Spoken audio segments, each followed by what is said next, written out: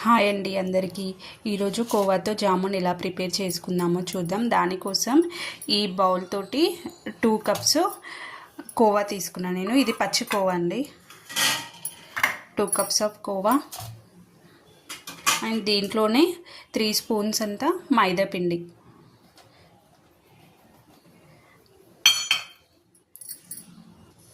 దీన్ని ఇప్పుడు మనం సాఫ్ట్గా మెత్తగా కలుపుకోవాలి.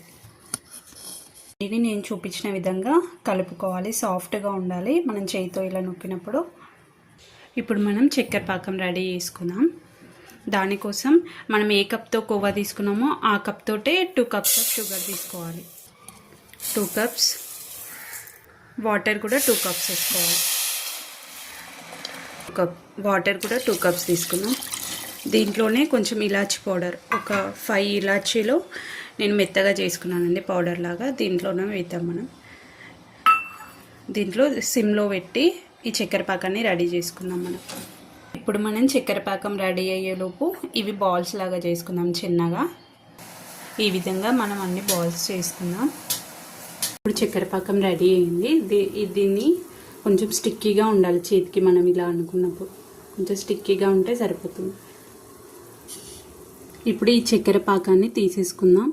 స్టవ్ పైన కడాయి పెట్టుకొని ఇప్పుడు దీంట్లో కొంచెం ఆయిల్ వేసుకుందాం మనము.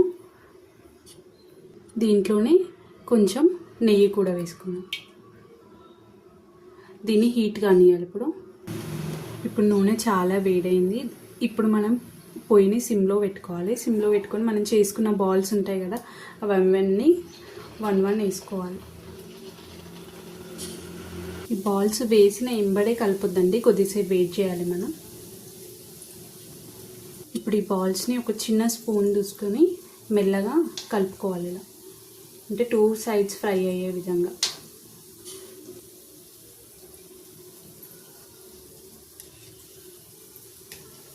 స్పూన్ మాత్రం చిన్నదే తీసుకోండి, పెద్దది తీసుకుంటే మళ్ళీ అవి విరిగిపోతాయి. పొయ్యిని సిమ్లో ఉంచే ఫ్రై చేసుకోవాలి మొత్తం ఫ్రై అయ్యేంత వరకు. ఇప్పుడు ఇవన్నీ ఫ్రై అయిపోయాయండి. ఈ కలర్లో రాగానే వీటన్నిటిని తీసేసుకుందాం మనం. ఇప్పుడు మిగిలిన బాల్స్ ఉన్నాయి కదా, వాటన్నిటిని వేసేసుకుందాం. వేసుకొని సేమ్ ఇందాక ఎలా ఫ్రై చేసామో అలానే చేసుకోవాలి. ఇవి కూడా ఫ్రై అయ్యండి, తీసేసుకుందాం వీటిని కూడా.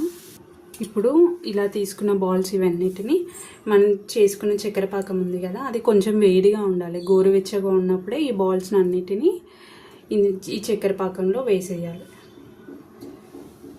వీటన్నిటిని చక్కెర పాకంలో వేసిన తర్వాత వీటన్నిటికి చక్కెర పాకంని బాగా పట్టించాలి. ఇట్లా ఈ షుగర్ సిరప్లోనే 3 అవర్స్ మనము వీటిని నాననివ్వాలి. తర్వాత మనకు జామున్ రెడీ అవుతుంది. ఈ విధంగా మనం అన్నిటికీ షుగర్ సిరప్ అబ్జర్వ్ చేసుకునే విధంగా పైనుంచి ఇలా చేద్దాం.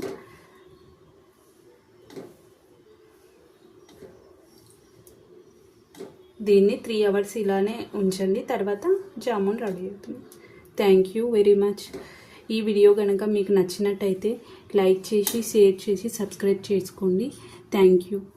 3 అవర్స్ తర్వాత జామున్ ఎలా రెడీ అయిందో చూడండి. మొత్తం షుగర్ సిరప్ అంతా అబ్జర్వ్ చేసుకుంది. ఇప్పుడు ఇది ఎంత జ్యూసీగా వచ్చిందో ఒకటి మీకు తీసి చూపిస్తాను నేను. చూడండి ఎంత బాగుందో. ఒకసారి మీరు కూడా ట్రై చేయండి. Thank you.